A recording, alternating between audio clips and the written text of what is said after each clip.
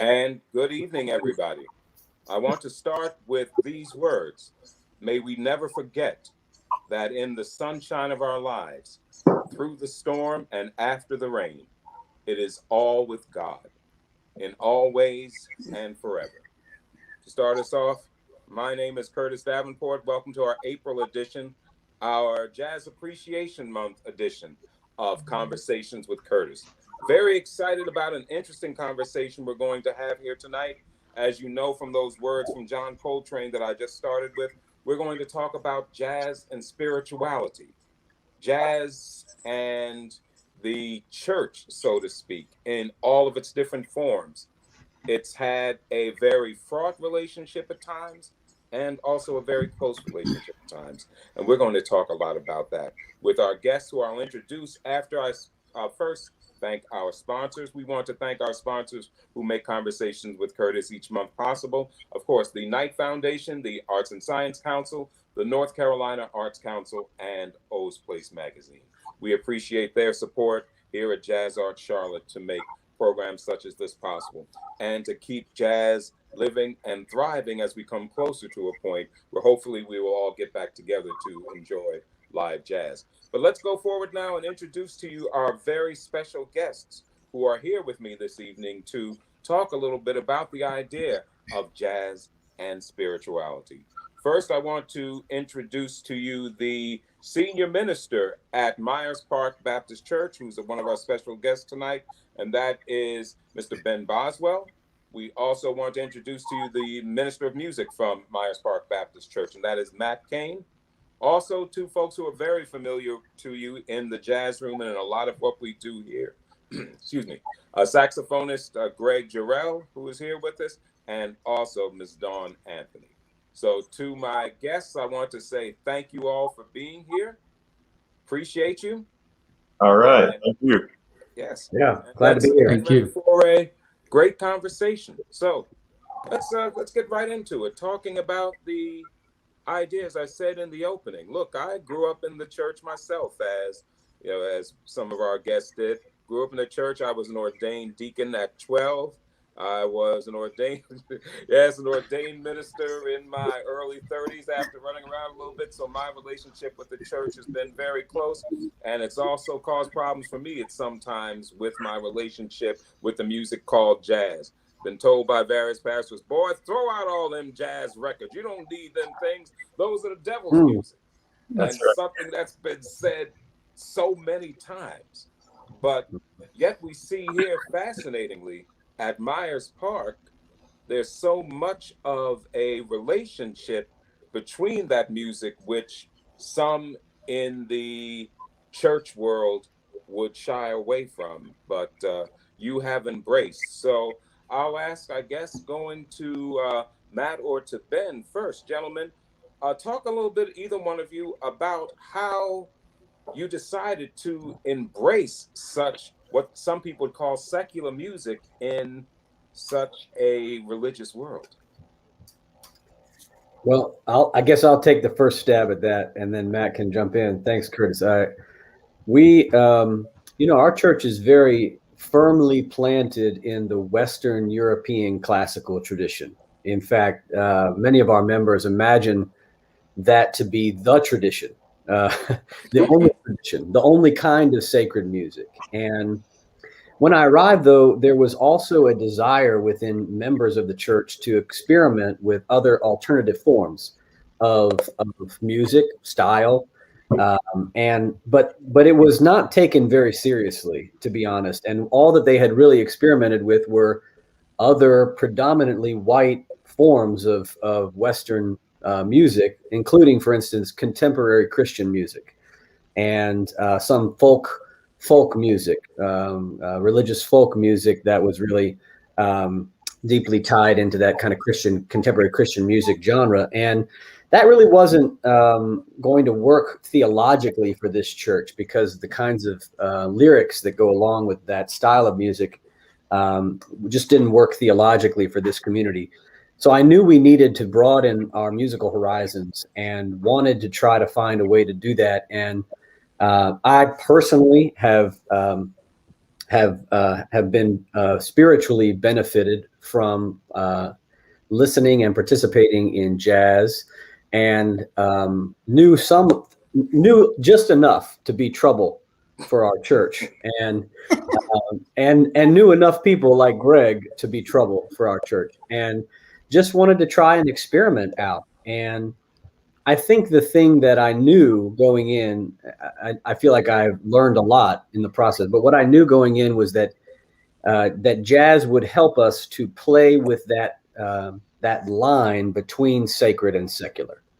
And I think what you've mentioned in your intro is that jazz blurs that line and plays with that line in ways that our church needed to learn how to play with those lines, and to reimagine what sacred means. What is sacred music?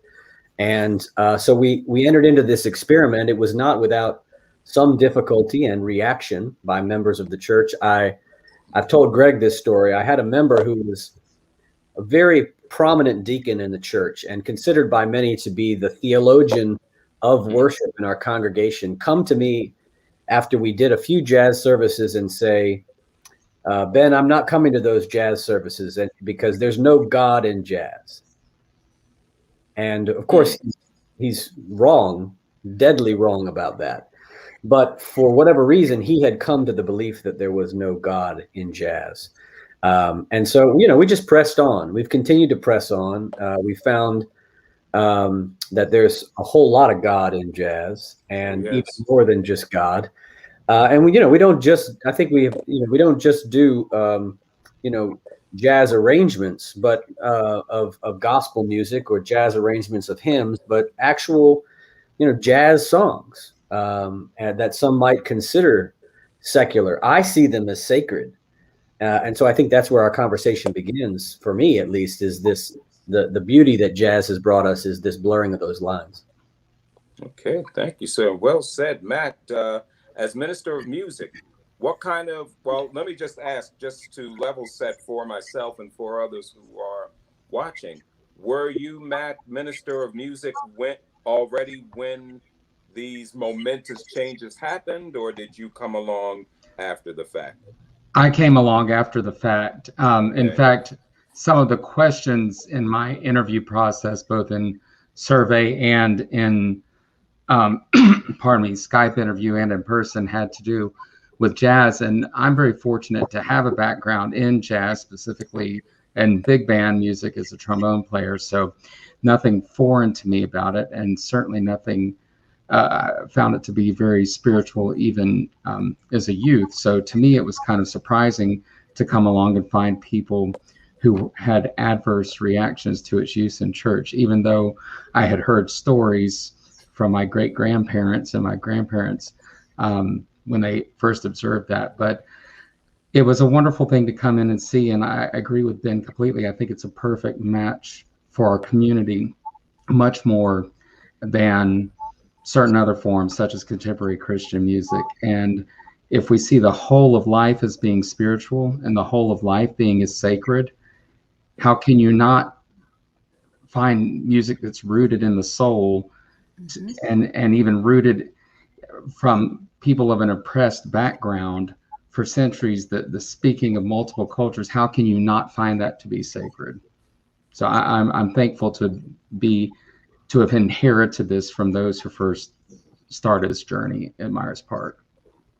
Okay, thank you, sir, and welcome. Now let's get to, let's have ladies first, and the next two we're going to ask. My friend, my sister, Ms. Dawn Anthony, and Greg, I'll just ask you to follow right along. How did the two of you first become involved with these wonderful services at Myers Park Baptist Church?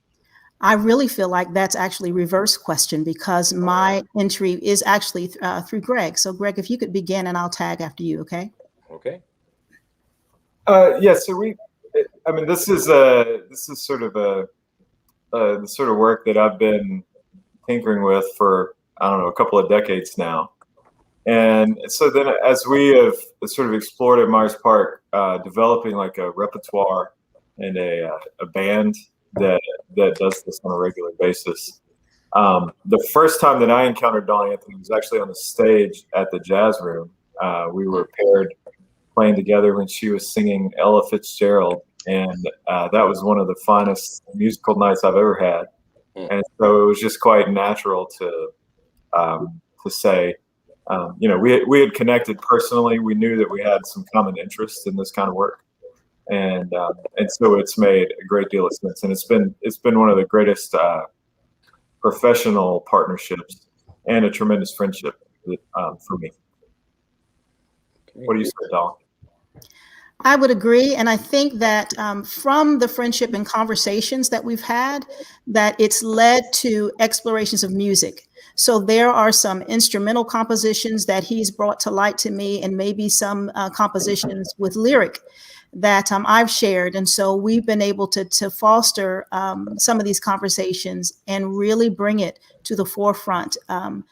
And compare notes, and also seeing how it connects with sermon series and just the line of spirituality and social justice that I think Myers Park has really begun to lead the way on in various ways in the community. And so being able to intertwine music with this has been phenomenal. Okay. And let's continue along that line of spirituality and jazz and social justice with so many of the artists who came before. I mean, I think about the music of Ellington, naturally, in his sacred concerts. And beyond the sacred concerts, of course, he could get Mahalia Jackson, one of the greatest gospel singers of all time, a woman whose voice Martin Luther King said comes along once in a millennium, and I happen to agree with the good doctor on that. But yet Ellington was able to get Mahalia into that jazz world. Yes, she sang Come Sunday and other music such as that with him, but they also blur that line between the jazz and the spiritual and the secular, and the fact that, of course, Mahalia, being so closely associated with Dr. King, made her associated with justice, with social justice as well. Can any of you, and I'll throw this out as a jump ball, can any of you talk about how the work of past legends such as Mahalia Jackson and Ellington and even Dr. King and their striving for social justice, how that has affected your work and what you're doing today? I want to make mention, when you talk about Mahalia Jackson really quickly, is the fact that just her, the seed being planted with who she is and who she was. She was born in New Orleans, so she was surrounded by the music. She saw justices and injustices where she lived. So her roots were grounded in experience of what she had seen, and she made a choice, that a lyrical choice of where her heart was. And I'm sure that the music around her influenced her sound, and it did. So not only folks like her, but other folks born in New Orleans like Fats Domino, who influenced rock and roll and jazz. So I mean, you see this constant back and forth of the music that is influencing modern music today, the gospel experience, and jazz and blues and rock and roll. It's all infused. Yeah. So, sometimes when we talk about spirituality in particular, we sort of think about this kind of other realm. But this music is really grounded in a spirituality that is also a material reality. And so the tradition comes, as Dawn mentioned, kind of begins in New Orleans, but is born out of the experience of white supremacy and the creation of ways to survive through art out of that. And so it's deep. So it has a context. It has a political, a material context, along with a spiritual context, and that's deeply connected to the biblical tradition. And so, if you read, for instance, the book of Psalms, there's this full range of human expression that happens in the book of Psalms. And the Psalms are filled with laments. The Bible is full of songs where the people cry out for freedom or cry out for liberation. And to me, you hear that directly expressed in the blues. You hear it directly expressed in the spirituals through lyrics. But you also hear it in Ornette Coleman and the way that he's pushing on the boundaries, trying to escape the constrictures of Western harmonies and Western rhythms. Or you hear it in the music of Train, of course, Yes. right? Or Donald Byrd, who takes this on, Mary Lou Williams, who does really important work in bringing church music and this so-called jazz into confluence with one another. But it doesn't have to be overt either. You hear that longing for freedom, and that is the essence of both the biblical tradition and of this musical tradition that we're talking about. Okay. Gentlemen, before I go on, Mr. Boswell, Mr. Caine, anything to add? Any thoughts on that? How that is connected with you?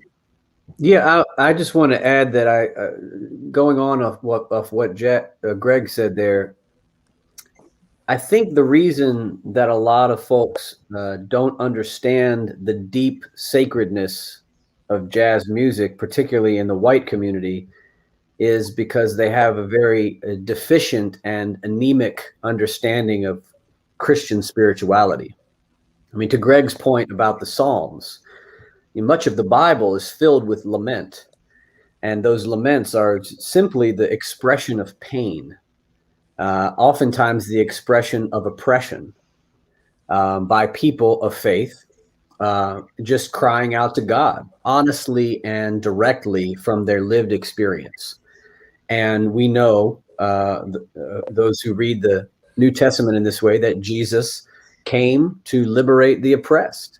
Mm-hmm. So when oppressed peoples express their lived experience, describe their lived experience in music, whether instrumental and lyrical, it is sacred because of where it comes from.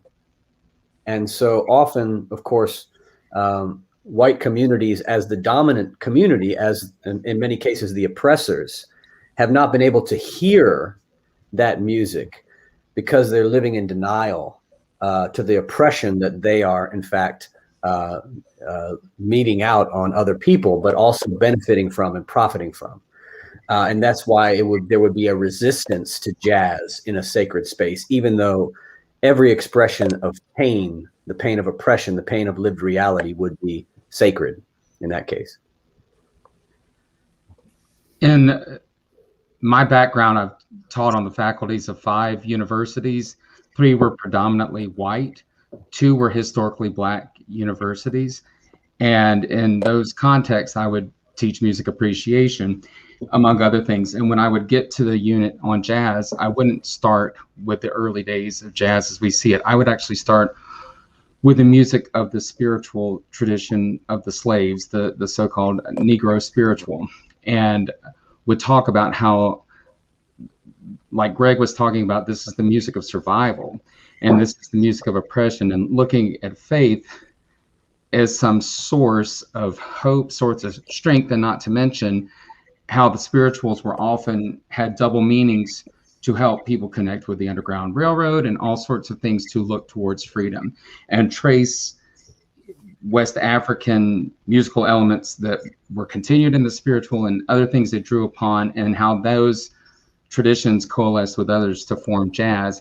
And so much of the time, I wish I could sit back and teach that same unit to the predominantly white congregations I've worked in, because I feel like if they would see that connection, that might begin to break down some of the barriers that their whiteness creates for them and prevents them from seeing the full spiritual connection of the entire jazz tradition. Let's talk a little bit about the tradition and some of the musical selections that are a part of the service there. Now, I know you say you have the jazz services, you have other things that are going on along those lines. And so some people think of, when they think of a jazz service, they think of something like oh, we're going to have, say, Take Six, or, that type of music, or, what's commonly become known as jazz vespers, or something of that nature, whereas we try to, in some ways, fit jazz into the word, into what's in the Bible. If we can fit jazz into a psalm, I mean, such as some artists have done. Grant Green did a whole album of spirituals, and we talked about Mahalia. We talked about Eric Reed, a friend of mine, who does fine pianist, who does some great work with some jazz, with some gospel tunes, but in a jazz tradition. But I'm hoping we'll be able to get the clip up in a minute. Part of your jazz services, so to speak, at the church will include tunes such as Backwater Blues, which is okay. Much love for Bessie Smith, but let's keep it real here. Never much associated much about Miss Bessie Smith with the church, so to speak. Let's talk, and while we're maybe getting that clip ready, and I hope we can see a little bit of that. But let's talk, and I'll again jump all the who can answer it best. Where was the decision, and how was the decision made to put music such as Bessie Smith and other tunes such as that into a church milieu, into that venue? How did that decision come about? Dom? Anybody? I can share a little bit. So hopefully you'll get a chance to hear a bit of it. But one of the things as a singer, of course, I hear what I connect to a lot of times is the lyric. And in this song with Backwater Blues, she is sharing an experience about what has happened when a person or a family or people are displaced. Okay, and the anguish that's happening in her soul. We talk about lamenting. This is a song of lament. She's sharing how she's feeling, what is happening around her, and even to the point of her mental state toward the end, expressing, I don't know what I'm going to do, and I'm just going to be probably an angry person. Being able to share that, and how that's sometimes okay for David, but not okay for other saints, I don't understand. And so in this particular context, I wanted to make the connection where I tweaked a lyric, not because I didn't agree with the lyric, but because I wanted to make the connection with now and what was happening in Charlotte with the tent cities. And so when she talks about being removed, because of the high floodwaters, I wanted to make the connection with tent cities here in Charlotte, North Carolina. And so that's the beauty of a non-European tradition and in jazz, the beauty of being able to improvise, and the beauty of the blues to be able to sing it how you're feeling it at the moment. Okay. Let's see if hopefully if we have that clip available, we'll be able to see a little bit of it right now from Myers Park Baptist Church with Dawn Anthony on vocals and very fine group. Let's listen to Backwater Blues.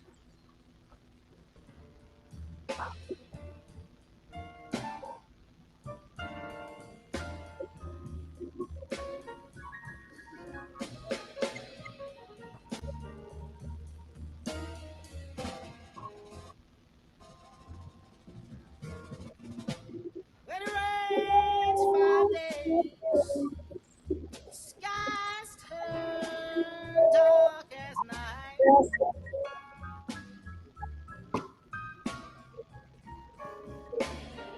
Said when it rains 5 days, skies turn dark as night.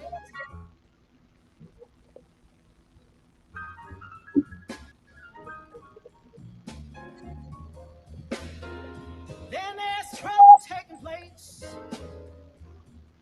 I know everything ain't right.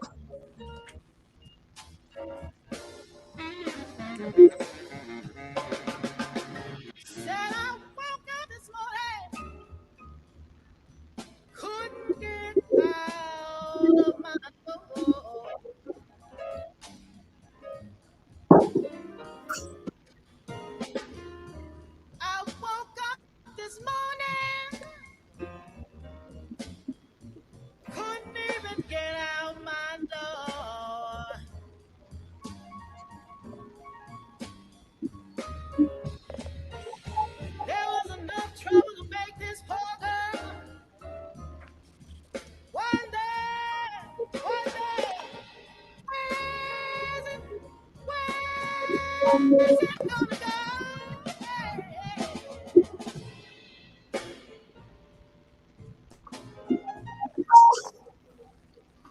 Okay, got to hear a clip there. We got a little bit of it in there. Yes, absolutely. Wonderful group there. Some fine musicians with Bessie Smith's Backwater Blues. Let me I'll ask to the ministers here, to the ministers from MBBC. You referred to the fact earlier that, yes, you may be, quote unquote, offended or perhaps lost one of your deacons and maybe some other people who didn't really feel, for lack of a better term, didn't feel the musical direction that you were taking there. However, I'm hoping that in what you've done, that you've been able to gain a broader audience. Can you talk about any way that your audience has broadened, or maybe some people who might not have been traditionally attracted to your church who have started attending, or, you know, as it came for the jazz, stayed for the message? You know, you had any of that you can talk about? Oh, absolutely. I mean, we have a lot of members now and people who have been visiting who are, I would just say, overwhelmed by how what wide variety they get on every other Sunday or on a given Sunday from the music, and who are deeply moved by the jazz music. We have some people who say, I would much rather have a jazz Sunday now than they would a traditional Sunday. And so now we kind of have a community of very diverse tastes, some who are coming for jazz, some who are coming for traditional, and some who are just disappointed every other Sunday, right? Because of that. And I think that's okay. Because for me, I have seen the work that Greg and Dawn had done as a theological corrective to white theology, to white church. And so much of our theology in the predominantly white church comes from our music, comes from the hymnody, comes from the classical choral anthems. You know, people forget a sermon, but they remember the words to, great is thy faithfulness, or a hymn that's written by Charles Wesley or Fanny Crosby. And so the theology that gets embedded tends to be a white theology. And what jazz is doing is providing a theological corrective to that theology, to push white people into sometimes out of their comfort zone and to hear often the Black experience in a sacred way. And that begins to shift old theological patterns that white people have, ingested and held for many generations. I think about like when Dawn and Greg do Gregory Porter's "No Love Dying Here," or when Dawn does "Trying Times," I mean, these pieces of music begin to shift what we have inherited in the white church. Our theological heritage, and it shifts it in a way where we can see differently, and it expands our vision. So for me, there's almost a spiritual formation aspect to it. Our members are in need of this formation, and some of them are very hungry for it because they've grown tired of how stale the white theological and ecclesial tradition is, and how stale white worship has become, and how little emotion can sometimes be present in a white worship service, and how little spontaneity and how little heart can be there. It doesn't mean that Western classical music can't connect to the heart. It's just that there's a rote kind of staleness for those who've grown up in that tradition. Can I share something, Ben? Always, Dawn, of course. Well, as I was listening to you, I was thinking about when you were speaking of stretching a congregation when they're used to having. You talked about earlier about the hearing, and I typed just the thought of selective hearing, because sometimes the thinking is that the music that maybe a white congregation typically would embrace from the Black tradition are only spirituals and gospel in a church setting. And that's it, you know? And so to take them beyond that is sometimes a bit different and difficult. It stretches them. And so it's treading a little bit more, a newer territory in what they view as the sacred realm. Whereas oftentimes in the Black experience, a lot of the jazz musicians, they come out of the church traditions. Mm-hmm. So it's one and the same for them. Now, also, that being said, many times in the Black tradition, sometimes, like you were saying earlier, Curtis, that in the Black tradition, the idea of having jazz chords in that setting, that's a no-no too. So just the idea of being able to brace the Black experience in its totality, I think it's important not only for white congregations, but for Black congregations as well. That we find that we can bring our whole self to a place. The word says in John 4, coming to God in spirit and in truth. And this is my truth. And I shouldn't be condemned for the truth that I'm bringing if my heart is pure and what I'm singing about. You know, when we look at Duke Ellington and his life, he wasn't by any means the prototypical saint, if you will. And I like to think he's exactly the type of person Jesus would have been hanging out with. But you look at he would go to the Methodist church with his mom in a very formal tradition, and he would go to the Baptist church with his dad in a very exuberant tradition. And he saw his life sort of balancing both of those out in his music, obviously a lot more the exuberancy he saw in his particular Baptist church coming out in his music. But you see this man who is the American equivalent to Bach in the prolific nature of his compositions, only in a much broader diversity of style. You see him bringing that spirituality to the table. And I love how when he was asked and compelled by Grace Cathedral to write sacred music, he was intent that he was not going to write a jazz mass. It was the 60s, Vatican II had passed, so you could finally use vernacular in the Roman Catholic Church, and musical traditions had loosened up in the Catholic Church. But he was convinced that he was not going to write a jazz mass. So instead he did his sacred concerts. And you look at these and they blurred the lines just like we're blurring the lines today, not only in the sense of musically, but even he would bring in the tap dancers to, David Dance Before the Lord was in the first sacred concert. And it's like Dawn is saying, it was the bringing in the true self, the whole self, and not trying to separate.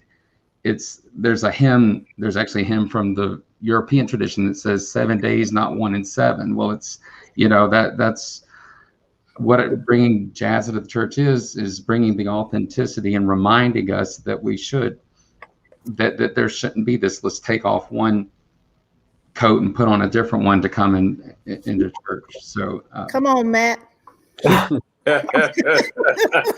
Well.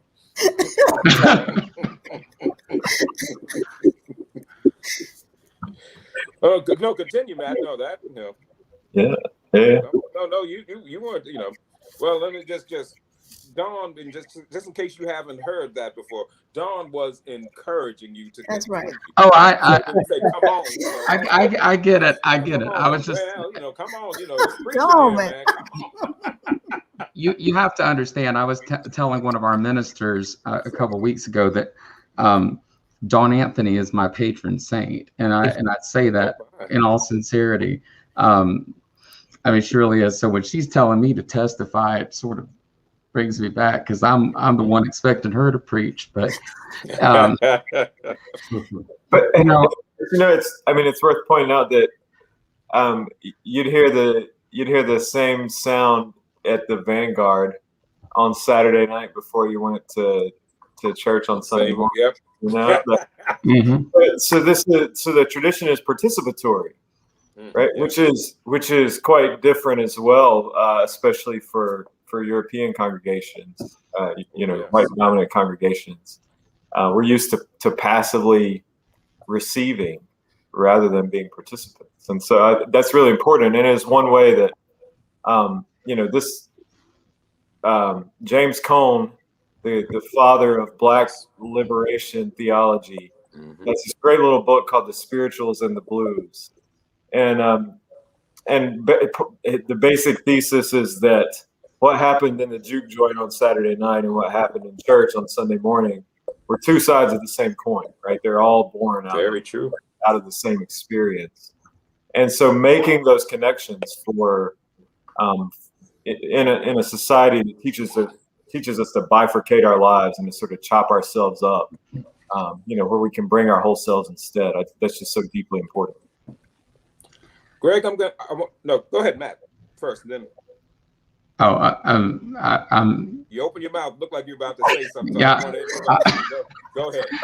I can wait. I'm just, refereeing here, but if you got something to say, go ahead. Well, I think one of the most, this actually goes back briefly to social justice, but in a different way, in the Hebrew tradition and the Jewish tradition and the Christian tradition, we look at the oppression of the Jewish people on more than one occasion. Their oppression in Egypt, their oppression in Babylon, and obviously the history of Black slaves in the U.S., that resonated with them. And then we see the spiritual and other traditions inherited from the Black tradition all come together in jazz. And one thing that blew me away just in the past couple of weeks was that I discovered from someone I highly respect, the conductor of the most famous Jewish chorus in the United States, exposed me to Jewish or Hebrew, Israeli jazz, and to see that now the oppressed people are finding comfort, oppressed people are finding comfort in a style of music that, in a sense, if you trace it back far enough, found its inspiration in those same people. So you come full circle, and it blew me away to make that discovery. Oh yes, well, there is the Israeli jazz scene is thriving quite well. We have a few people from there you probably know already who have made their way over to the U.S., live in this region, and some very fine players. Along those lines. Go ahead, Greg. It looked like Greg leaned forward. See, I do this on body language too. I watch the body language of my guests to see if I see somebody's leaning forward, then I know looks like they're about to say something. But Greg, I'm coming to you anyway, and I'm about to say a lot of words to get to a very short point that I'd like to hear from all of you at the end. Of course, starting out with Greg, because with your book, Riff of Love, Notes on Community and Belonging, a fine book that brings together so many of the topics that we talk about here. Your work in ministry, your work in jazz, your growing up, your being a part of the community, trying to seek the same social justice we all talk about. And with the fact of what you've said, Ben and Matt, and also Dawn, we've all talked about the fact that we are separated. And as Dr. King said, more on Sunday morning at 11 a.m. than any other time. That's the most segregated hour in the world, and that still remains true. And let's not even get into the reasons, but now let's get to the bottom line, that we are more segregated than ever before. And I'm going to say it here, a lot of those people who follow those who push the segregation are in the church. They followed the segregators themselves, a lot of them, and people gonna get mad at me for saying this, a lot of them are grounded in parts of the church and parts of religion. So we're talking about now the white and Black separation becoming bigger than ever. And a lot of it coming behind allegedly behind the teachings of Jesus, or taking his words out of context or something about the Bible out of context to justify this. My question to you, Greg, and to everybody else first, and everybody else afterwards, is how do we get back? What do we do? Is this what you are all doing here over at MPBC is a beautiful thing, but is this the answer? What do we have to do? Because, man, something has got to be done, because nothing is getting better here. Yeah. What do we have to do? Greg, help me out, brother. You go first. All right. I told you I have a lot of words. Yeah, so there's a lot to unpack. I mean, like this. So the short answer, and then I'll try to tie it into Myers Park Baptist, is that the concept of race, which was created to justify racism, is the creation of white people. And it is incumbent upon us who have been racialized as white to take responsibility for a story that we did not create, but that we've been born into, to take responsibility for that story and to solve the problem that our people created. We won't be able to do that alone. And so for us to have friendships where we can create together, and where we can seek to do beautiful things together, that will help to show us the way. It's not going to solve everything, but it will at least give us a path to walk along in that direction. But we have to take responsibility for what's ours to do. Thank you, Greg. I'll pass that on. I'd love to hear from others on that same topic. What do we do? What you are doing here is great. It's a great step. What else needs to happen?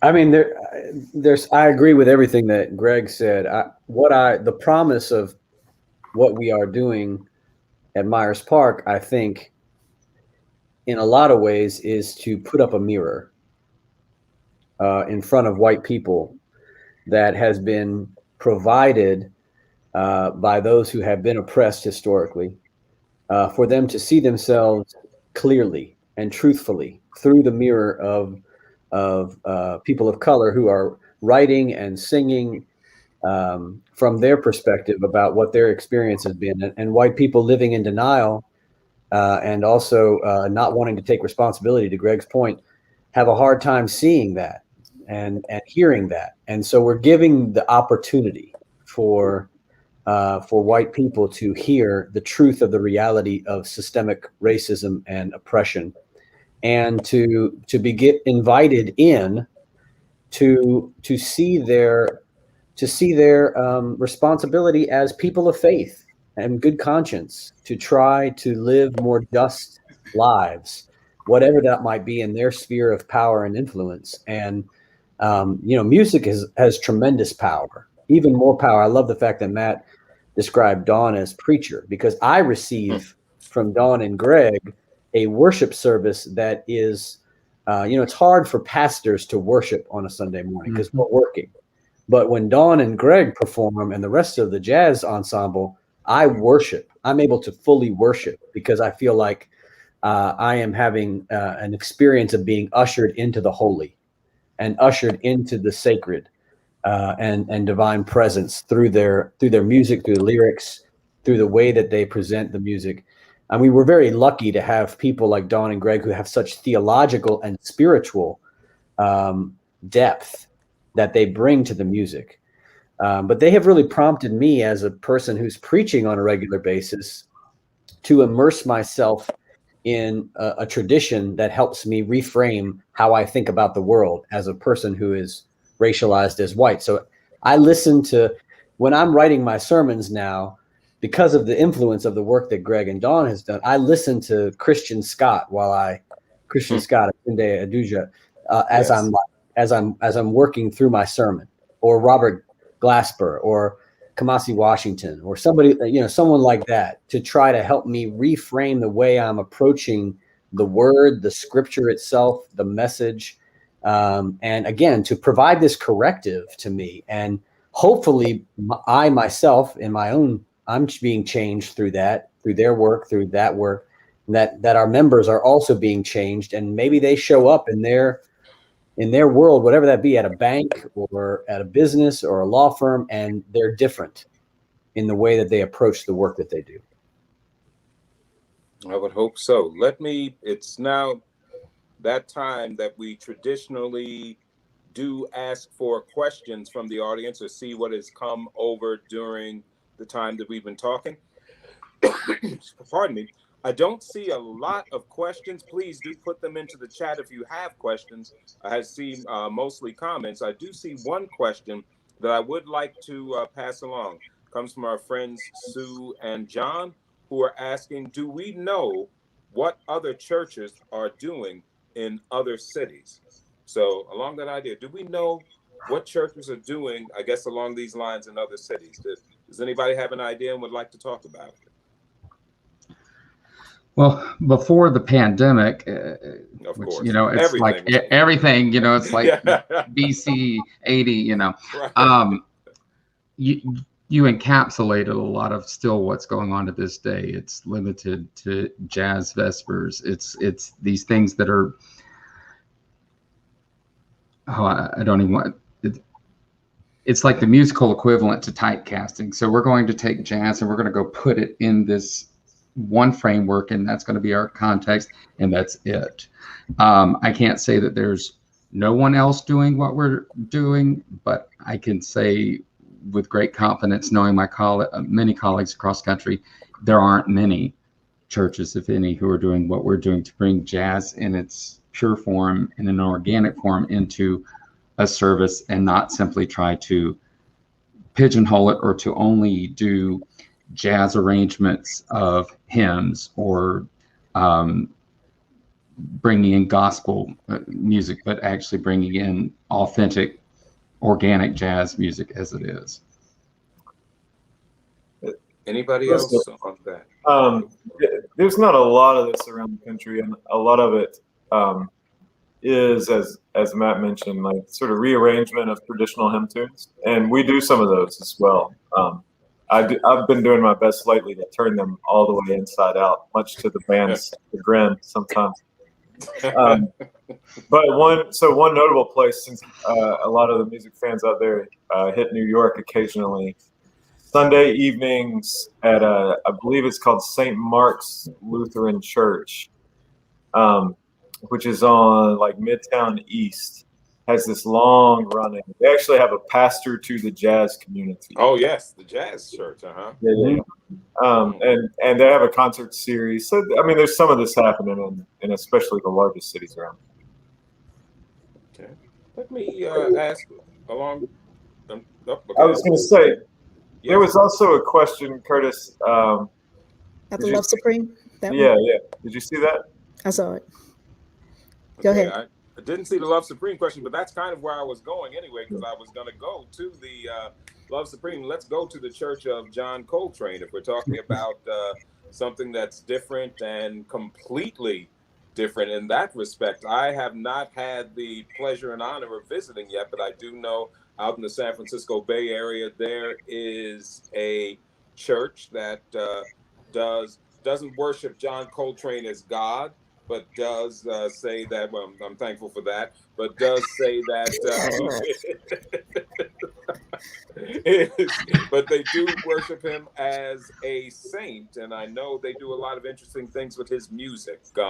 Yes, that comes from the Church of John Coltrane. That is a picture I know that hangs. I believe that's one of the stained glass murals, or is a mural inside of the building.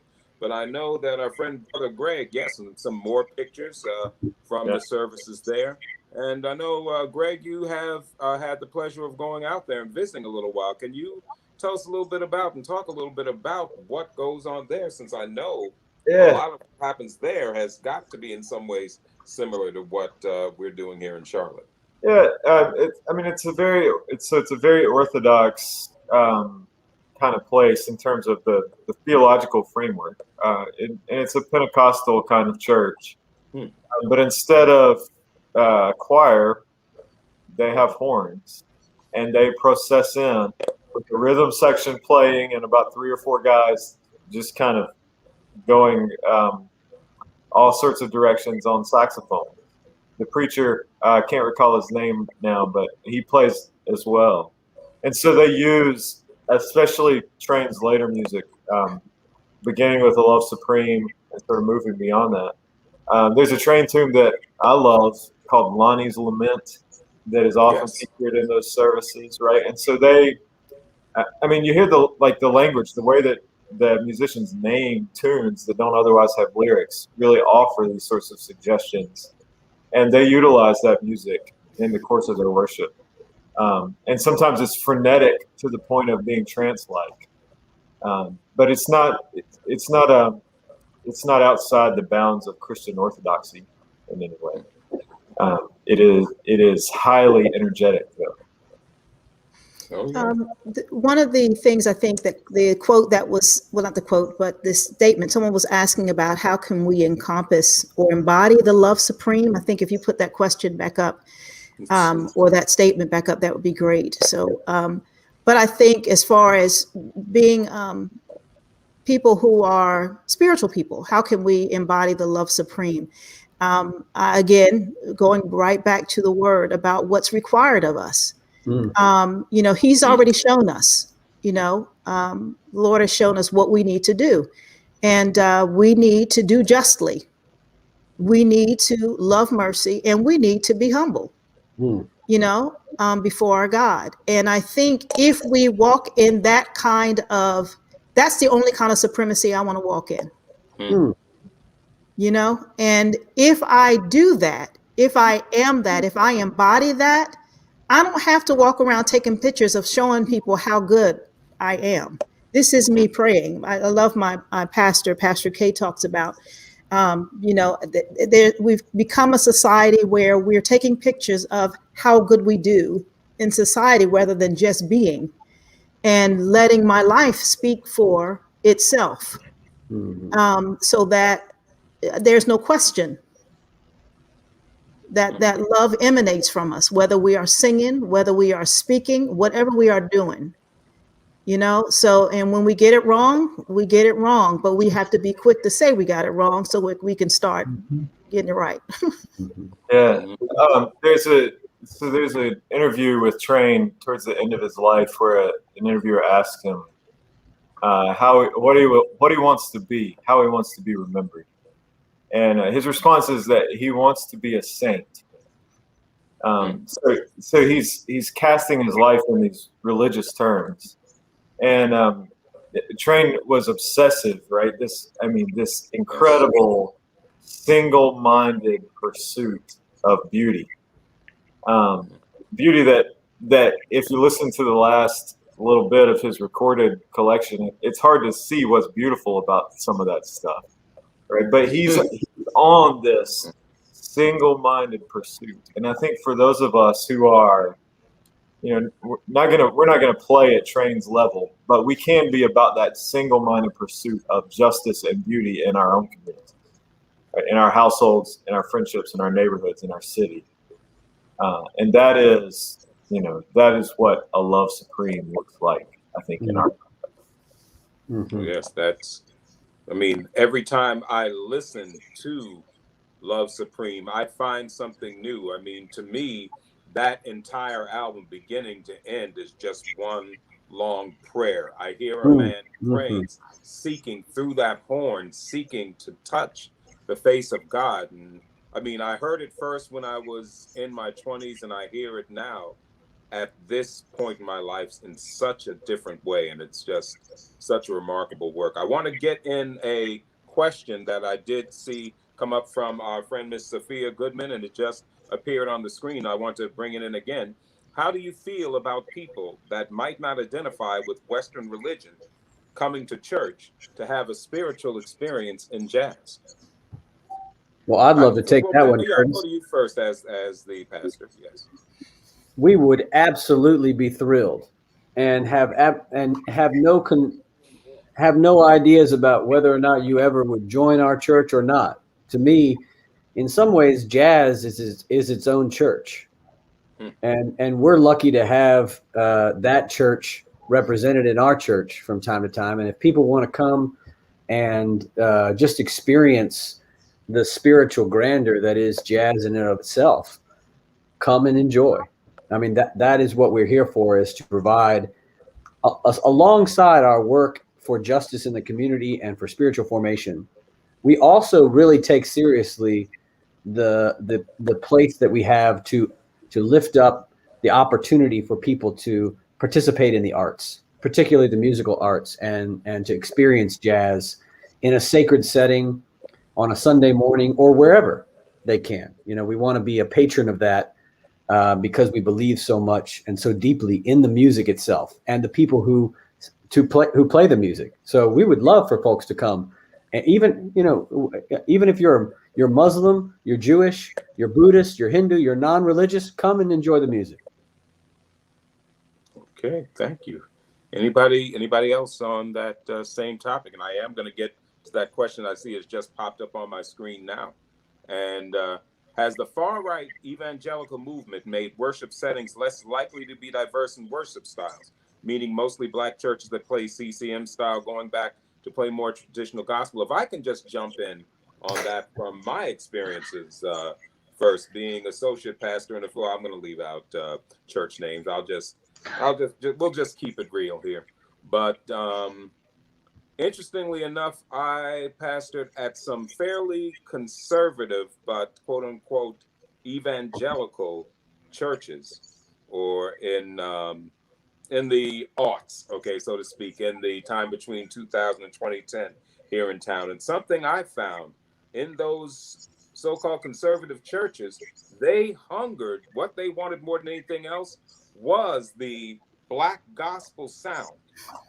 Everything else about what they did in the church was retroactive, almost to the point of being offensive in their views, in the insistence on what politics you should follow. But man, when it came time to have the music, when it came time for anything else, they wanted then to have Hezekiah Walker. They wanted to have everything else that would get the people up, clapping, jumping. They wanted Kirk Franklin. They wanted Hezekiah. They wanted everything. That kind of thing. My foot is also tapping at the same time if y'all can't hear it. But that's what they wanted. But they didn't. They wanted, as they say, the rhythm, but not the blues. Everything else. But but this church didn't even want to celebrate Black History Month because that was divisive. But Kurt, I have this. When you were talking about that, it reminded me of this little thing I have. It's a little electric fireplace. Mm-hmm. I can plug it into the wall, and I have options. I can see the flame. I can feel the flame, but it's not an authentic flame. And oftentimes I think just what you described, we want a visual, but we don't want to really have that interaction with that fire. And that's what that sounds like. Just plug it in, and then by choice, I can unplug it, and then I can tuck it aside. Absolutely. It was, that was, the music was as contemporary as it could be. Everything else was completely reactionary.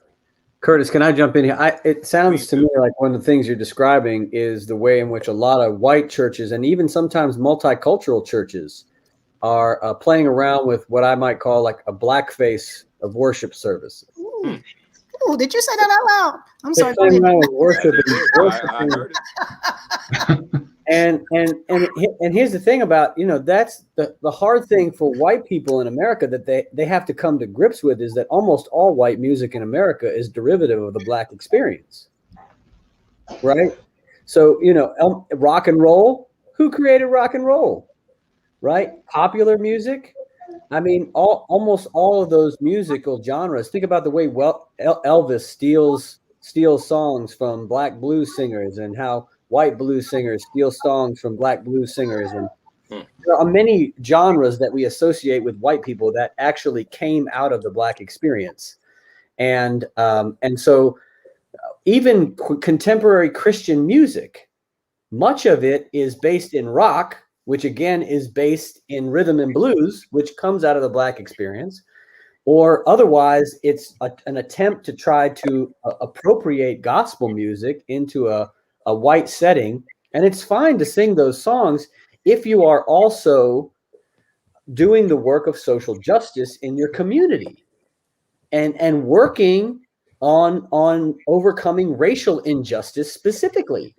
But please don't sing, right? Please don't sing Black songs and then turn around and vote against Black interests. Don't do that. Yes. Wow. Wow. Y'all didn't know about Dr. Ben, did you? No idea. Well. It's go ahead. Somebody else, and then I'm going to move toward close. Oh, I mean, I told the first lie of the preacher, I'm going to move toward close. Just this, and I'm through. But You're like a preacher, Curtis. yes, haven't forgotten it all yet. Just this, and then I'm through. So somebody else on that same topic. I don't want to move off the topic if somebody else has something to say. And Greg is looking and thinking. So go ahead. I'll jump in. I think one other piece of what happens is that economically, music gets commodified, and part of what it gets sold as a good rather than the expression of a community, and so I think part of what, in particular, musicians associated with the so-called jazz tradition, they are never still. They're always pushing, right? Always pushing on the next boundary. And I think we've tried to do that a little bit in the ways that, like, who plays Ornette Coleman in church, right? But we do. So I think that continual pushing, like you're not, Miles is kind of the archetype of this. Like, you're not going to catch us. We're going to continue pushing into the next, sort of against the next boundaries of where our creativity has taken us, and resisting being commodified, resisting being turned into money, is another place that this music really offers a different worldview, a different way of encountering God in community. So I think that's another piece of what we have to talk about. Hey, Curtis, some time ago, I invited Greg out to speak to some young people that I was working with. And one of the questions, you probably don't even remember the answer, but maybe you do. But one of the young people asked Greg, like, why do you play jazz? Why do you choose to play jazz music? And do you recall your answer to the young people? I'm going to start it, but maybe you can finish it. You talked about being a white male, picking up and wanting to do justice and honor the music of this community and the work that you do. Can you share more about that? Yeah, I mean, so for me, I come with a particular set of experiences. A white guy who's lived in a Black neighborhood for almost 2 decades, who works professionally in a tradition that is not a tradition of white people, the tradition that grew out of Black community. And so I've been welcomed into these remarkable spaces. And, I think so for me, in the body and the tradition that I inhabit and come from, it's deeply important for me to acknowledge that, to acknowledge that I didn't create any of this, that I've been learning a tradition, and at the same time to engage my whole self in it, to say, hey, let's, Dawn, we get to create things together, and it really turns into sometimes just profound experiences that we get to have by just deciding that we're going to work together, but we're going to do so in a conscious fashion. We're not going to avoid the hard issues. We're not going to avoid the differences and just talk about our commonalities. But from those differences, we're going to create something really beautiful. I don't know if that's what I said that day, Dawn, but that's what I think right now. Something like that. Yeah. Very close. Okay, so I'm going to, in beginning toward the close, I said I was going to close. You see, I'm still up here, and I said I was going to close. I did it anyway, Ben. But so we have the question from Ms. Dickens on the screen now. Does MPBC include jazz on a regular basis currently in online services? So that's a perfect segue into what I'd want to ask next. For those who have not experienced these services at Myers Park, what are the times online? How can they do it? In other words, I'll ask that question for the audience. I would first invite people to come visit our YouTube channel, and they can view all of the many jazz services we have had virtually during the pandemic. Even as we transition to in-person worship towards the end of May, there will be regular live jazz services. We don't have a particular schedule set just yet, but I would invite people first to check out our YouTube channel, and then to follow us on Facebook, on Instagram, on social media, so that they can see when we advertise our in-person jazz worship as we continue on. Okay, now when they're looking for the social media addresses, should they look for MPBC? Should they look for Myers Park Baptist Church? How would they go? Which way, or would both be appropriate? How would they get there? It's probably easiest, Curtis, for them to look for Myers Park Baptist Church and to look for our YouTube channel, or to go straight to our website where there's a bar on the front where you can just look at previous services and scroll through and find one that has jazz music. We also we've pulled out the performance that you saw tonight in its entirety, where Dawn is singing Backwater Blues, and you can watch that in its entirety on our website. I would just say that was an incredibly powerful and sacred moment in my life, let alone in the life of Myers Park Baptist Church, because Dawn took us to the altar that night, and I think it was just incredible. So please watch that. We wanted the jazz services to be integrated in the overall life of our church. So we don't have like a specific time, like once a month or this time on the fourth Saturday. It's just happening organically all the time. And so if folks want to connect, you can check our website, and there'll be oftentimes where we're posting on social media. If you like us on social media, you hear us promoting our jazz services. And whenever we have it, though, you'll get to hear Greg playing saxophone and Dawn singing. And, I hope folks will. There's piles of music on YouTube for you to go back through and watch. They've done so many incredible services. Going back now, Greg, has it been 3 years now at this point? Yeah. Yeah. And so there's a lot of music there to go back through and watch. Those band members are Sean Higgins, Mike Gutbauer, Yes. O.C. Davis, Greg, of course, and myself. So those are the primary musicians that you'll see. So it's been a real joy. It's been a real joy. Those same musicians, you're going to hear us on the 22nd. I think, Curtis, you can tell them more about that. Okay.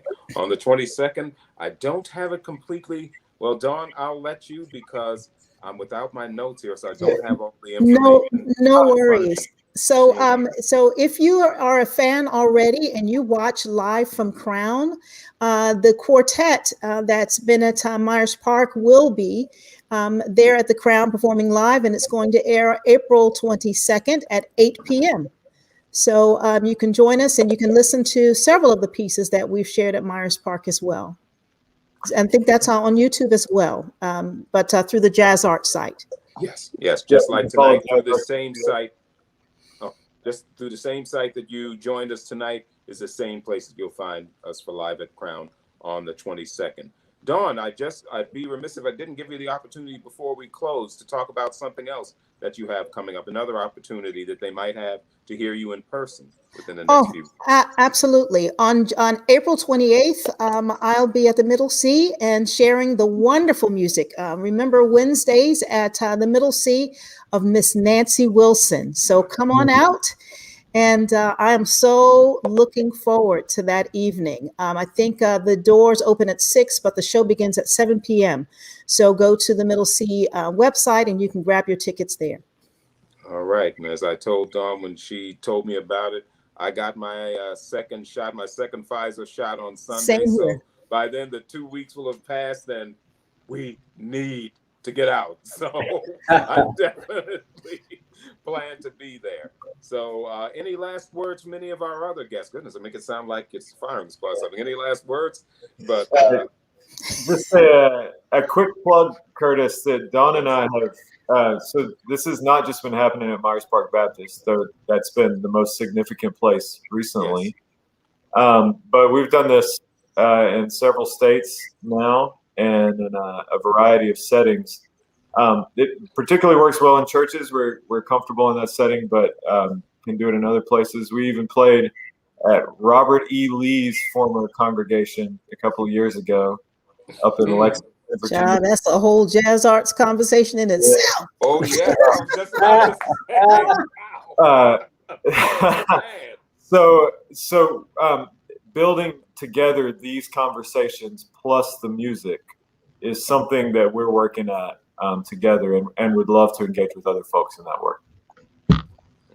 How can they, if they want to engage, Greg, how can they contact you? GregJarrell.com is my website. Easy to contact me that way. You can find me on Facebook. Looks like we just lost Dawn, but I believe we just lost Dawn. She has a website too. You can also find her on Facebook. I don't recall the website. Yes. I think it's a DNA Sings. That might be right. DNAsings.com, I believe. .com. Mm-hmm. Yeah. So, well, I want to thank Dawn. Now she's left us, but I want to thank Dawn Anthony for being with us. Greg Jarrell, as always, my brother, for being with us. I appreciate you, and two new friends who I've made tonight, Matt Caine, Ben Boswell. You've given me another reason to get out, now that I'm becoming vaccinated, to come over and visit. Oh, Dawn Anthony Sings. Thank you. Go. DawnAnthonySings.com is the website for Dawn. So thank you all for joining us, and thank you, our audience, for being here and being a part of the conversation. We appreciate your comments. We appreciate your support of live jazz, of jazz in general here in Charlotte. Because I always said when we were back in live, jazz lives here in Charlotte, baby. On behalf of all of us at JazzArts Charlotte, my name is Curtis Davenport. You can catch me now and any other time at my home. That's Kurt Jazz Radio on Live 365, or at kurtjazz.com is where you can find jazz from all the great artists that we've talked about and so many more. We will see you again next month, or I may even see you, and hopefully you'll hear more about that coming up in the next few weeks as we have Jazz Appreciation Day, International Jazz Day, coming up on April the 30th. But thank you to my guests. Thank you all. God bless you. And we will see you next time. Signing out. Good night, everybody. Good night. Thank you.